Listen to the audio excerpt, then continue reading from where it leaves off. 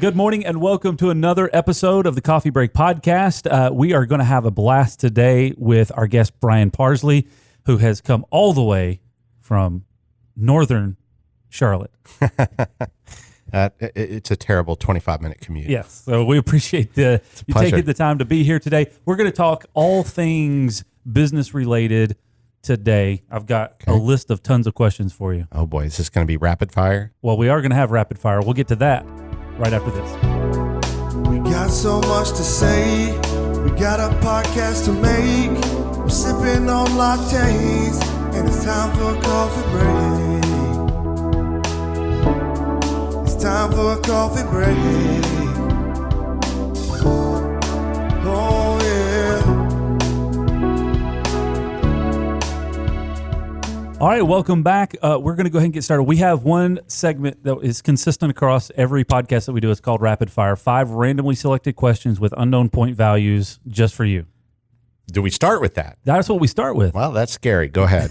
All right, number 1, if you could be any superhero, which would you be and why?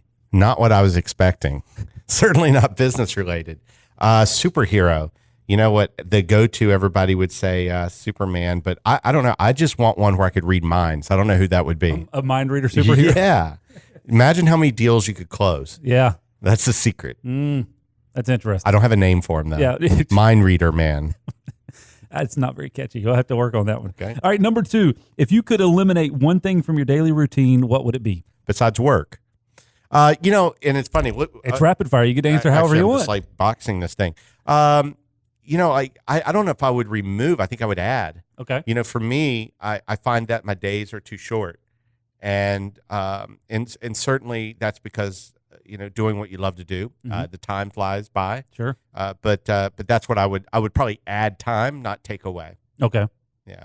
That was another question, but I didn't have that one in there. What was the question? If you could add anything to your day, what would it be? Well, it would definitely be Time. more time. Taken away, I think the nuances of admin, for me, I am undiagnosed ADHD, and my father was an unlicensed psychologist. And so once I was diagnosed with that, I realized that, admin to me is not my jam. Yeah. I get anxious. I get hives when I think about doing that. Well, that's a good one to remove, but there's a place for it. You got to have the right person. That's the key. Hire somebody that does that and are really good at. See, we focus so much on trying to improve our weaknesses, and that's a horrible strategy because then you just have a strong weakness. I want to focus where I'm really great, and then of course bring other people in. Sure. To be able to be really good at the details. Business Leadership 101 right there. Number 3, who do you admire the most? From what perspective? You choose. It's rapid fire. There's no framework to these questions. They're randomly selected. Oh, I admire myself. No, you know what? I think it depends because there's so many people that, I respect and look up to, and for different reasons, even within business. There's a gentleman that I've worked with for 13 years as a customer, who's the CEO of Pure Romance, and he's built that company from about 4 or 5 million to over 200 million. Oh, wow. And I have tremendous respect and for him because his name's Chris Ciccinelli, who also has a podcast called HIT, High Intensity Tactics, and is his work ethic, work ethic and standards. And what really drives him bananas is when people don't maintain the standards that they should have, right? And so I really respect and look up to him. But even if you look at from an influencer perspective, love Grant Cardone. I love his abilities to drive and to push our own potential. He has a thing called 10X, 10Xing whatever's possible. Because, our possibilities are so much greater than what we really believe they are. Yeah. And one of the big things for me, in fact, I posted this morning on Instagram is imagine if you were able to reach your potential, right? Not necessarily working for perfection, just your potential. Yeah. That's interesting. I have to break that down a little farther. We can talk more. Yes. It's included. Number 4, would you rather hit the treadmill or the couch? I think that's a dumb question. But the difference is this. I would obviously rather hit the couch. Yeah. But I do hit the gym minimum of 4 days a week. Nice. And That's not solid. just because I'm trying to look like you, but because I worked out maybe 6 times my whole life. Yeah. Until like 2 months ago. And I'm not a born again workout guy. Sure. But I saw a video of myself and I thought, gosh, I look pregnant, and I don't want that. So I hired a trainer, and he said we could do it monthly. No, I want to do one really expensive check. Yeah. And that got me kind of motivated because I have skin in the game. Yeah. And he gave me, in fact, I have it in my bag, but I have this binder with photos and the workout A, B, C, and then it helps me. And I do it. And I talked to him last night at 10 p.m. because he saw that I was at the gym. And that's I need accountability partner for that. Because you know what? Here's the craziest thing. I'd rather hit the couch because I hit the gym and I don't have a 6-pack yet. And it's been a month. Yeah. That's crazy. It's a long game. I was expecting it. It's the long game, man. All right, last question on the rapid fire. Tell me something that you've done that no one would expect. Are you bored already? No. All right. Tell me something I've done that no one would expect. In life, I would say actually the ability to earn revenue. I graduated high school. Now I was in West Virginia. That's where I was born and bred. My uncle, dad, he was always there. And then of course his parents and everything. But I graduated high school with a 1.33 GPA. I actually have that on my report card on my website so that people can see it. And even business math, I got a W, and people are like, what's a W? That's when they withdraw you from the class because you suck. And so my counselor said, don't go to college. You're going to fail out. Mm-hmm. Just find something that you could do with your hands. Sure. And I was like, okay. Well, I went to college, proved her right. I dropped out after 6 months. And I've even had another parent of a friend of mine who told me I would never amount to anything because I didn't take school or academics serious. Yeah. And I'm not anti-academia. I mean, I'm all for that in its place, but I do believe that school today is different than I'm 48. It's different than what it was. You don't need a college degree now. You need attitude, willingness, and work ethic, and drive, and social and emotional intelligence more than a degree, unless you're going to be a doctor, lawyer, candlestick maker. Yeah. I want to come back to that about people doubting you. I want to talk about that in a few minutes. But before we do that, I need to close up the rapid fire questions. So you passed that, all 5 of them, flying colors. 633 is your final score. Okay, great. What does that give me? A hat? Coffee cup and a chocolate bar. So chocolate's great. I love it. Congratulations. My weakness. Hopefully that works with your workout schedule. So you gave a great segue talking about your website. So I did want to mention that, and it makes sense because that's kind of I think part of what you do.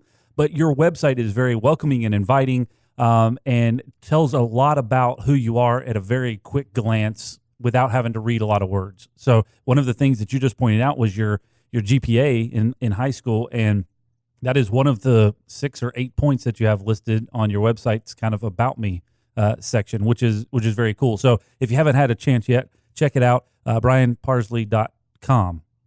It's amazing, and it's so simple. So simple.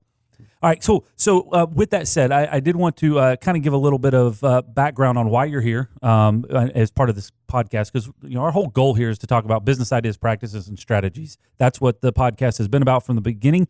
And I have been following you on Instagram for several years, and I was trying to think back through. I believe I saw you at a Vistage event. You do Vistage. So Vistage is a group for CEOs of organizations globally. It's an amazing organization, and if you are a leader within a company, I would highly recommend Vistage.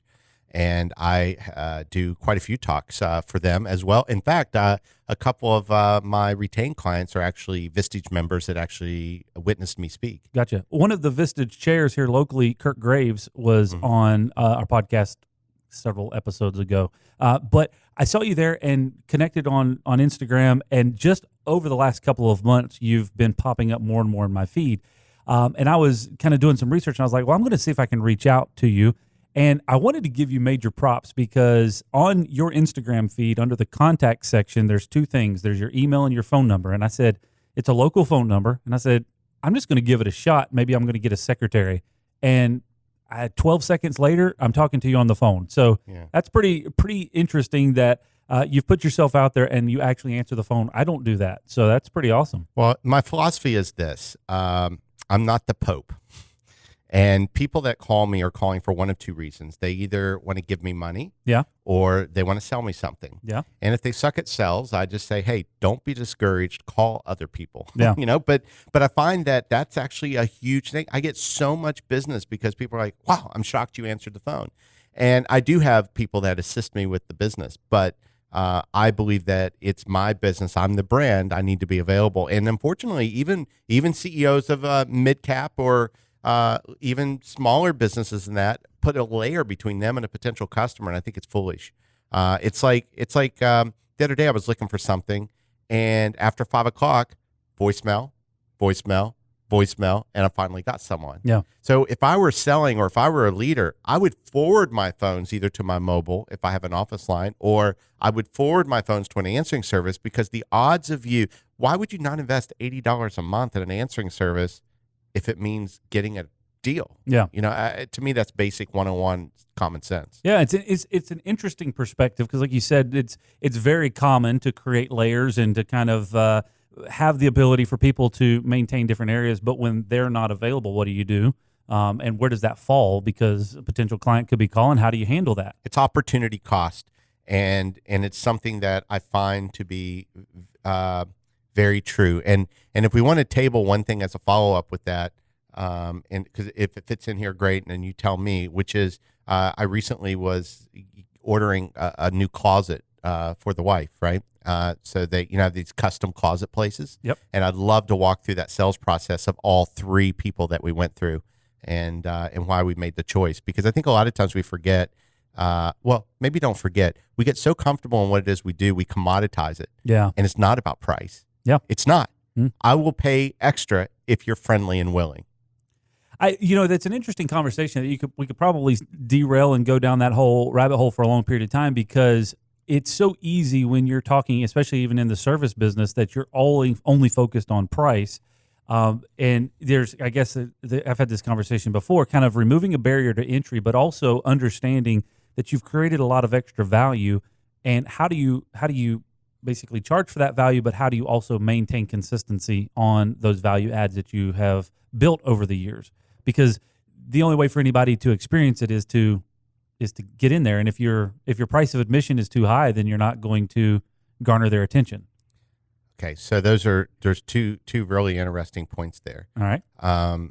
First, when someone was to hire me to speak at a conference, Mm-hmm. they call me up on the phone. There's only two questions they ask always. The first question is, are you available Mm-hmm. on this day? Yep.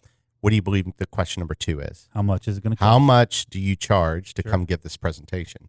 And my answer is always the same. Happy to give you that price, Chad, for the investment, for the talk.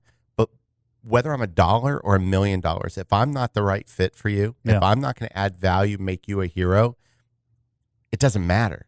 So why don't we do this? Why don't we find out what you're looking to achieve? What are the takeaways that you're wanting in a dream situation? And if I'm a fit, then we can go down that path. If I'm not, I want to refer you to the person that is. Sure. And quite honestly, I've turned away opportunities that they would hire me Yeah. because I know in my heart, I'm not going to add the value that they need. And when I put my clients first in that perspective, I'm not about, speakers, here's the problem with speakers. And that, I do consulting and I help organizations with building sales and revenue and customer service and that. But then I do talks, workshops, keynotes, those things.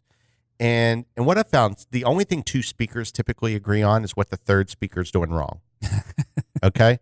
And the other problem I have with speakers is they're high maintenance. If you go on Google, sales speaker, I guarantee you 9 out of 10 will say the number one sales speaker in all North America. Yeah. Like who's number two? Everybody's number one. Yeah. And so when I look at this, then they create all these riders and all these challenges. I'm doing a talk this week in New York for Blue Cross Blue Shield. And they wanted to hire, they're paying my full fee. And I'm doing this 1 hour keynote. Mm-hmm. Okay. The challenge is that I actually don't leave until the next morning around 11 a.m. Gotcha. So what I said to him was, listen, I appreciate it. Could I offer doing another keynote the next morning for you? He goes, yeah. How much would that be? It'll be nothing. Yeah. Well, I don't understand. Why would, because speakers don't do that. Speakers want to charge You want to record me? Oh, that's going to cost extra. Oh, you need me to go do a lunch with your leadership? Oh, that's going to cost extra. And my whole business has been give value first. So for me to do that, what does that really do? It's selfish in a way because now I'm addicting them. Yeah. So we have to attract, addict, and then retain. Kind of like the drug dealers. Yeah. Attract them, something shiny, addict them because I'm giving them such great pleasure with what I'm delivering. Don't do drugs. Yeah. But then retain them because I continue to add that value. Now, your second part of that is also interesting, Chad, and that is what is value? Yeah. Giving value. Value to me is different than maybe value to you. So how do I know as a business professional, salesperson, leader, talking to a client or potential client, what value means to them? Ask. Yeah. What's important to you? What do you value? How would you like to be communicated with? How important is this? In your opinion, what do you believe? I want to find out as much as I can because every client I have is a little different. Yeah. You know? And that to me has been a differentiator. And if you've created your values based off of what you assume them all to be, and they're not hitting on the points of your projected clients, then you've ultimately failed because you've just created a bunch of nothing. It's very interesting. Yeah. Good point. Well, thank you. This is what I do. All right. I want to jump over to something different. Professional chicken cutter. You've got that listed a lot on your online presence. Why do you talk about that and your low GPA? GPA, yeah. Okay, so two ideas around this. I was a chicken cutter at Boston Market. Before it was Boston Market, it was actually Boston Chicken. So let's do GPA first. GPA and really even the chicken cutter is two things. Number one, I don't mind self-deprecation. No, not defecation. Deprecation, right? Making fun of myself is fun. It's easy. One thing I learned really early in speaking, like I know I'm bald, like I'm bald. You can see it, right? And I'm doing a little merch placement. Brian Parsley, if you forget. Link in the description below. The what was I just saying? Chicken cutter. Oh, chicken cutter. I know that if I can do it, anybody can do it. Mm-hmm. So for me, it's not that, how when someone has an MBA? They tell you. They tell you. Mm-hmm. Yeah. I was working out last night and this guy had these huge weights. I have it on video. I can't show you on this, but I'll show you. And I had this little 10-pound weight because I was doing a thing. And he's like, "Why do you have a girl weight?" And I'm like, "What?" And he had these big 75-pound weights. And I go, "Well, I have this book and this is what I'm doing." And he's like, "I'm a doctor and this is what da-da-da." And I was like, what does that have to do with anything? Yeah. And people are so quick to tell you about how smart they are and what they do. None of that really matters. I mean, congratulations. That's wonderful. But for me, I don't mind saying that this is where I came from. When I became a chicken cutter here in Charlotte, North Carolina, it was only because no one else would hire me. I wanted to be a salesman more than anything. My whole life, I listened to Zig Ziglar in elementary school. I can tell you every Zig Ziglar story from training fleas to the yucca bucket, whatever. I can do it. And no one would hire me. No one. I couldn't even get a job selling at Town and Country Ford. They said I wasn't qualified. Wow. I mean, you know how insulting that is? So for me, I couldn't get a straight commission sales job. Boston Chicken offered me an opportunity. I took it, and I worked hard. Chad, when I say I worked hard, not only was I a chicken cutter, when we were between rushes, I was in the dining room cleaning tables, doing things, even though it's not full service. And the manager came up one day and he said, why do you do all that?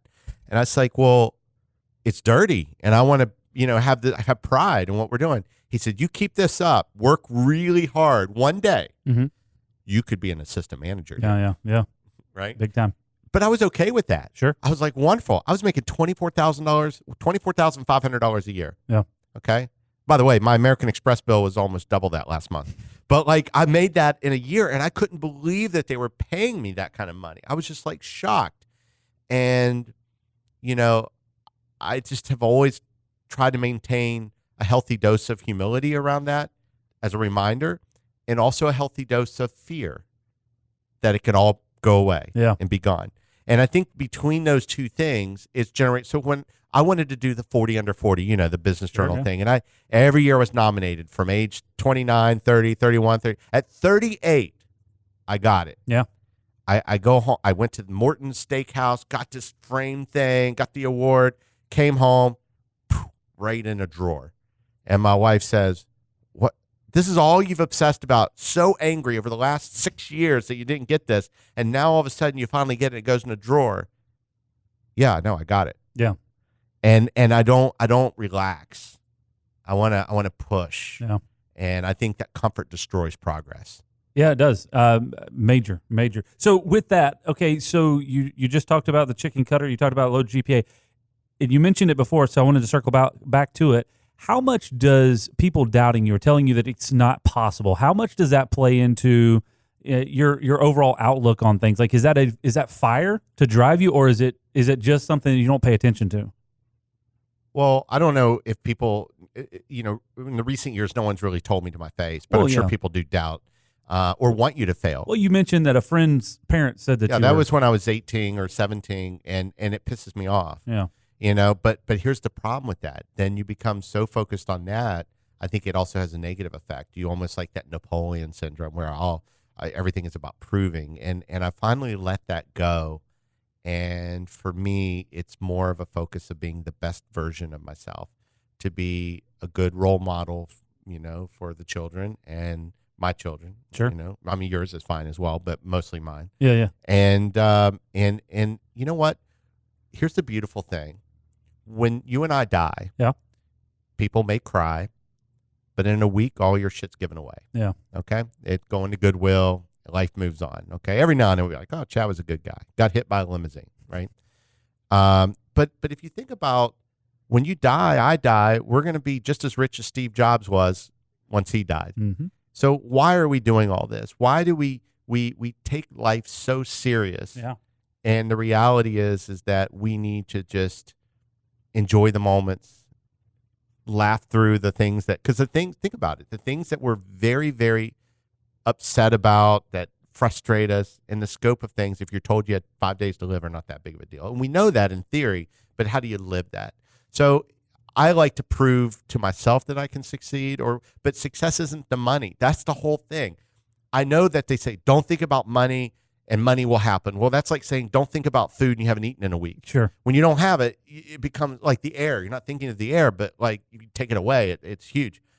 But when you truly focus on quality and work and your work ethic and treating others with respect, that's the other thing I think being a chicken cutter gave me amazing perspective was serve everyone.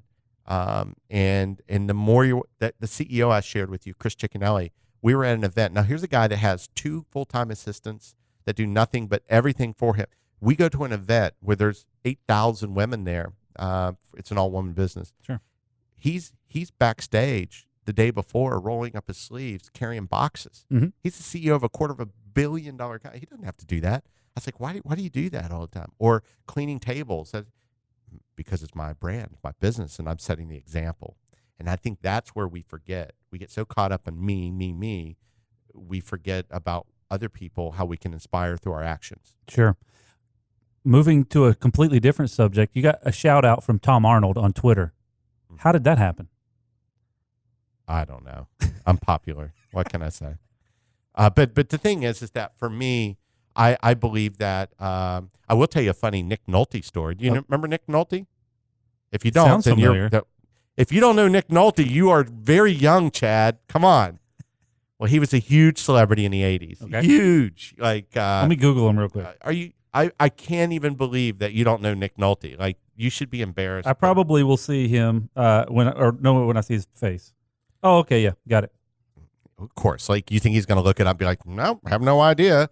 Yeah, he was kind of. Long story short, I was in high school and I was driving at the celebrity golf tournament in West Virginia, and let's just say that he was had about, I don't know, maybe 1 or 18 too many drinks, and I drove him home to his house because he lived there, and he gave me his Rolex, and he's like, "You have this thing," and I wore it for like a day, and then my dad's like, "Where'd you get that Rolex?" And I was like, "Oh, Nick Nolte gave it to me as a gift." I don't know. I'm like 16, 17 years old. And he made me go back and return it. I had to go back to his house and knock on his door and be like, "Here's the thing." He's like, "I really appreciate that. Anything you ever need, let me know." But never called in that favor either. Yeah. I think, you know what? It's also interesting. The guy from, was it Captain Dan from Forrest Gump? Yep. I saw him at in an elevator one day, and I was in Cincinnati, and I just I start chat. I chat up. If you look on my Instagram, I met Dave Chappelle in Cape Town, South Africa, about 6 months ago. And I heard his voice. He's behind me, and I asked my wife, who's South African. I said, "Is that Dave Chappelle?" She's like you. She goes, "Who's Dave Chappelle?" So I know Dave Chappelle. Okay, well, I googled his, and she goes, "Yeah, I think so." So I get up and walk behind. I'm like, "Dave?" He's like, "Yeah." And then we started chatting, and I was like, "Look, I know this is awkward, and I'm sure you want a photo with me, and I'm happy to do it, just so you know." So we took a selfie, put that on Instagram too. I just think you put yourself out there, people will, you attract people. Everybody pees. Everybody. Yeah. So I think that you take away the starstruck stuff and add more of just the regular people. You had a video that you posted. I'm trying to remember how far back it was, but it was talking about a fear of being a fraud or being revealed as a fraud. Unpack that a little bit of what you mean by that and why that's important for business owners. I think we have incredible pressure in today's society because I don't think things have changed. Mm-hmm. I think, like, if you look on the subway, people are on their phones. We think, gosh, everybody's so disconnected. But in the 1950s, everybody was reading the paper. Sure. So I don't think we've changed. I think we're exposed to things more instantly, and we have the goldfish mentality of we need it, and we get squirrel, on to the next thing. What was your question? The fear of fraud. See, right here, I'm afraid of fail. So what happens is that we see people's highlight reel online, LinkedIn. We make assumptions. You're the CEO of this amazing company, and we put these expectations. And then inside, and I work with a lot of CEOs and big companies, up to a $2 billion company that I work with. And all of them have two big fears. What if I'm not good enough? And what if I fail? Mm-hmm. That's human nature. I suffer from it. If you're normal, you probably do. Obviously, anyone listening to this does. And we're always afraid that we're going to be uncovered as this fraud. Like it's almost like you feel guilty posting that happy family photo online because deep down, you had World War III like 10 minutes before that. Sure. But then people are like, "Oh my God, OMG, oh, it's so amazing. You guys have the perfect family." Yeah. No, it's BS. Yeah. Not that moment's not BS, but that's just a snapshot in the frame of things. So that's another reason why I keep it real. And you know what? Maybe people don't like that. It is what it is. That's there. But your opinion doesn't pay my bills. And that's probably one of the biggest struggles I have. We have 3 daughters, 13, 14, and 20. That's not 1 or 2. That's 4 menstrual cycles a month I have to deal with. And I'll tell you that's one of the big things I try to share with them is that self-confidence in yourself and not worrying about like what other people think. But being a fraud is more important for me to be authentic and real than it is for somebody else because I don't really care. So the being authentic part obviously is the rebuttal to the fear of failure, right? How are you coaching when you're dealing with these CEOs that are having that issue? What's the conversation going like? How do you help them work through that process? Depends on how much money they have, because that costs extra. Sure. No, you know what? It's really I'm not a people pleaser from the perspective of telling you what you want to hear. Yeah. I will tell a CEO. He's like, "Well, this is what no, I think that's a shit idea, and here's why, mm-hmm. and this is what I do." And I have, it's interesting. One of my clients is the CEO of a publicly traded company, a pharmaceutical company, and we were talking. He's like, "You know why I like you?" Because it started out that I was coaching him, sure, from a business perspective, right? Getting an outside perspective, helping looking at press releases, things, because I do an amazing job of dumbing things down, mostly because of my education. But see the self-deprecation, see how it works. But he said, "You know what I really love is," he said, "that you don't BS me, and our conversations each week are probably now 80% personal. Hey, I got this. What do you think? Or I got to tell this person. What do you think is the best way? I don't know." And just giving them that candid, outside, and I call that advising. Yeah. And I have advisors that I'll go to, and I'll ask, and I'll give you an example. That guy that the CEO I was just talking about, Chris Ciccanelli, very successful guy, and we were doing a road show together. So every weekend, 12 weeks in a row, I was gone. So I worked April, May, and June this year, 7 days a week. Yeah. For 3 months straight. Now, the upside is we're on their private jet, so it makes it a little bit easier to go city to city, but still, you gotta do what it's you gotta work, do, yeah. right? And I'll share with you two things with that. Number one, I told him I love cars, and I was looking to buy this supercar, and I wanted this car, and I was showing it to him, and he said, you're an incredibly smart guy, but that's the dumbest thing I've ever seen anybody want to do. Yeah. Why do you need that? You're not home. You don't need it. You're not going to put miles on. So you can impress someone. They pull up and hear that sound. And I was like, yeah, he's right. And not that I don't want to ever get it, but I'm just saying right now it's probably not very practical. Well, it's not even about, they're never practical, but just to be able to do that. Here's the second thing that I thought was most interesting.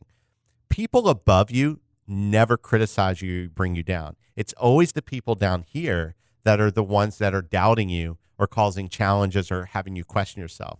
And it's funny. I told him, I said, when we land, he has a really nice jet, but we were landing in Dallas and I was first off, and I'll never forget, the gate started coming down, off the side. I'm standing in the doorway. I'm waiting for smoke to, come up and all that. And we're sitting there, and as I'm stepping off, we're right next to a brand new Gulfstream 550, $55 million jet. And the guy on that jet that was getting out, he didn't look over and be like, dude, you're all in a $15 million jet. What's wrong with you? Yeah. It didn't happen that way. It's nice bird. Yeah. Right. And that's one example of, and here's the other lesson. There's always Oprah. Sure. It doesn't matter how great you look, how successful, crazy beard. It's beautiful, right? Your hair is, in fact, I was looking earlier, the way you do your hair is like eating in front of the hungry for me. Like, it's so perfect. But it doesn't This matter. has all gone down here really fast. Yeah, no, it doesn't matter how much money you have. There's always somebody more successful. But I also found that surrounding yourself with people that are above you lift you up. Yeah. And people that are wanting to be there but not wanting to do what it takes are going to tell you the reasons why it won't work or won't succeed.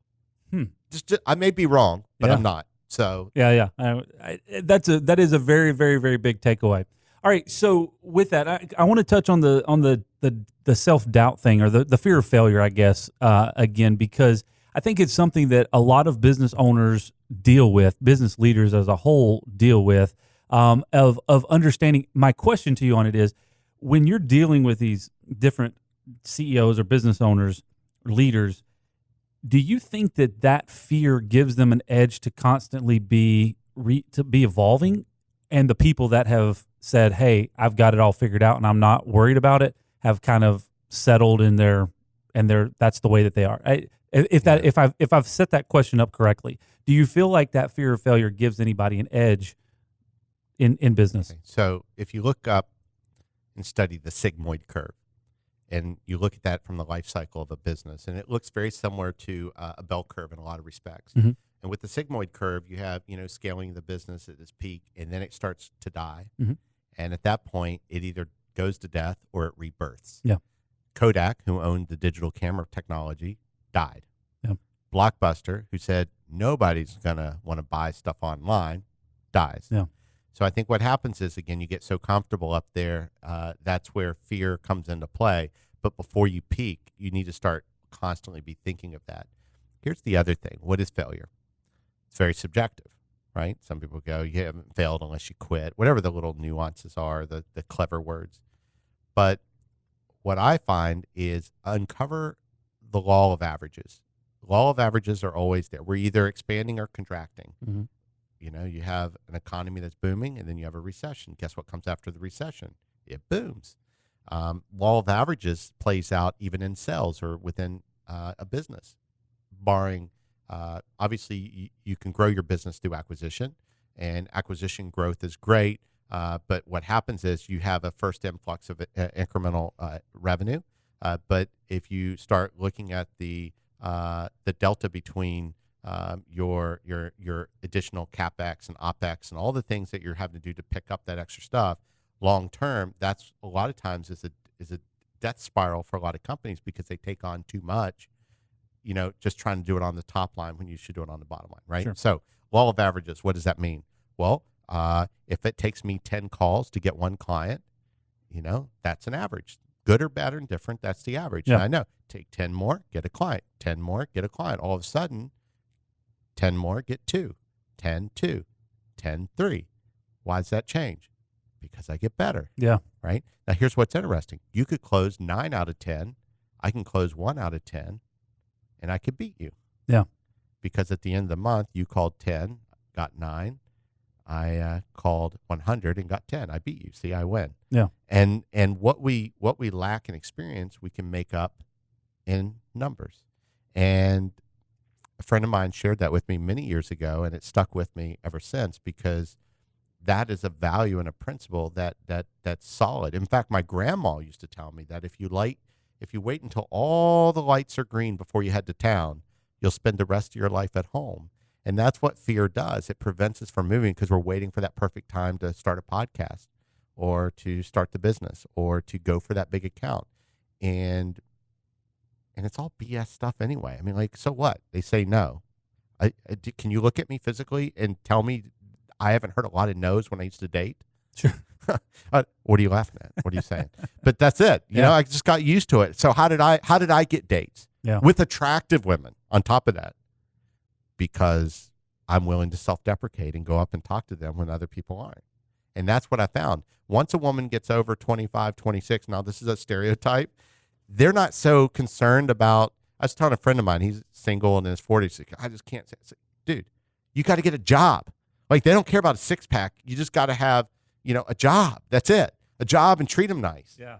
So things shift even as we grow on that side. As we move away from physical to emotional, mental, and being a good father or whatever those traits are. And the same in business. It's not about just chasing the dollar. It's about chasing the potential. And I will say this in closing with the statement. For me, it's shifted because I have a dream board that I did when I was 18. It's in my office, and it was all about money. Why? Because we didn't have money. Yeah. But now it's not about the $1 million. I've done that. It's about the million moments. And how do you capture that? Sure. Wow. It's a lot of information that you have dropped in a very short amount of time, but I do want to circle back to the note that you asked me to take down on the custom closets. Oh, yes. Well, this is just a sales process, okay?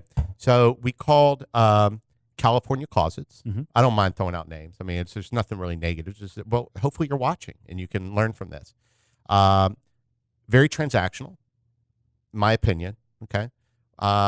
Wasn't necessarily overly friendly, wasn't necessarily overly consultative in the process. It was, let me measure your closet. I'll come up with a design. I thought it was impressive. They did it right there on the spot, and they give it to you, and you can see this 3-dimensional CAD drawing of the closet or what it looks like. There was no, what do you like most about this idea? What, is there anything that you don't see? Well, why don't we go back there? Let's look at it together. You got this, that. It was none of that. It was, This is the price. And by the way, it was like $17,000. Sure. Okay. So then I was like, okay. And then I go, well, we got to take out the old wood shelves there. And well, that's up to you. We don't do that. Okay, well, then that's a deal breaker for me. Yeah. Like, I'm looking for you to help me. I don't feel like creating another job for myself, trying to get a contractor who's, shows up that's not drunk or, whatever to deal with that. So then I called Closets by Design or whatever they're called and had them come out and do it. The price was lower, but she delivered a really nice drawing, but it was hand-drawn. Okay, like with, I don't know how to read that. Yeah. So I called her up and I'm like, hey, do you have this like where I can visualize it? Well, this is much more accurate, and I've been doing this for 14 years, and this is how we do it, and there's other people. And by the way, each one of them, like the speaker analogy earlier, that all they can say is what the other ones, California Closet was like, well, we're the only ones that do it custom. Everybody else, it's like going to Lowe's and they're not cut, which turns out not the truth because they all order from the same people. Yeah. Right. And that basic same design was about 7,000 less on top of that. I'm like, how's this even possible? But forget about that part. Then she goes, I was like, well, is there a way to do that where I can visualize? No, that's it. But it's good. Trust me. Then I had a third one that we went with. I think it's Tailored Living is what it's called. And he came really nice. He went back and forth, shared ideas. Ooh, I got another idea. This could impact the investment a little bit, but if you love it, this is something that you're going to have forever. With this, let me show you the different colors, and all that kind of stuff, right? And the pricing was pretty much the same all the way around. And that's who we went with. But we went with him because he constantly followed up. He constantly was evolving. He was asking questions.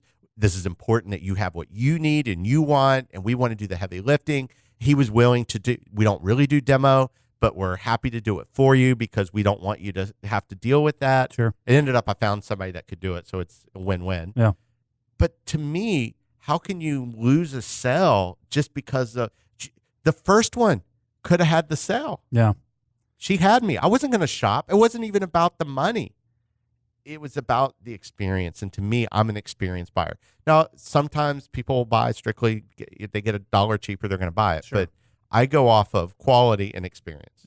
And problem solving, because if your main question, I guess, from hearing that story was, do you take the old closet out? If they would have said, well, it's not something that we typically do, but we can handle that for you so you don't have to deal with it, it would have probably closed transaction pretty quick. 100%. Yeah. I would. Plus she said we're 10 weeks out. Oh, okay. Well, that's a challenge. Yeah. I don't want to wait 3 months for something. Yep. We live in a world. I want it this afternoon. Solving problems and quick response. I think being friendly and being willing. I think if we adopt those two ideas with if we're going to close this out because you're tired of me, let me just share this with you. The lowest paid person in every company is the person that answers the phone. And to me, I'm shocked by that. They're the person that holds the key to the vault. They're the ones that can frustrate and alienate a customer or potential customer in like 1 second. Why would we not overpay that person? That's that first touch. That's why I have my mobile number on there. No middleman, no middle woman, just me. Yeah. And I'm happy to serve in any way I can. And I think if we adopted that mentality at most places, gosh, that to me is everything. Yeah. Very interesting perspective. Really appreciate it. And I'm not tired of you, but I am trying to make sure you're on time for your next appointment. That's fine. We could always come back. Half price. Price. Thank you very much thank you very much for one, answering your phone, and two, scheduling time to come in and hang out with us for a few minutes and chat, because I think that you bring a lot of value, a unique perspective, and we didn't even get in to talk about all of the various things that you've done, businesses that you started and sold, and that can be a whole nother conversation next time you're coming down through Charlotte. Yeah, 100%. Thank you. And now you have a new subscriber. Well, that was really the entire point of this entire process. Yeah. And if you're a winner, you would subscribe as well. We can clip that and post that out. Thank you very much for taking time to join us for this episode of the Coffee Break Podcast. We do this every single week, 9 a.m. on Tuesdays. You'll get the latest episode on audio and video. You can find us obviously on Facebook, YouTube, on Periscope for Twitter, and then on our website, locdoc.net/live. For more information on that, you can visit us at locdoc.net/podcast. All the episodes are there. We've been doing this for over a year, so you've got over 50 episodes to catch up on. So check that out. Make sure you subscribe and rate us if you're listening on iTunes platform. We definitely would appreciate that. Brian, thanks again. Pleasure. And we will see you next time right here on the Coffee Break Podcast. Make it happen. To learn more about the topics discussed today and to connect with us online to hear all of the episodes available, visit locdoc.net/podcast. We got so much to say. We got a podcast to make. We're sipping on lattes, and it's time for a coffee break. It's time for a coffee break. Oh, yeah. The Coffee Break Podcast is brought to you by Loc-Doc Security. We'd love to connect with you online on Facebook, Instagram, Twitter, YouTube, and LinkedIn. Just search LOCDOCINC.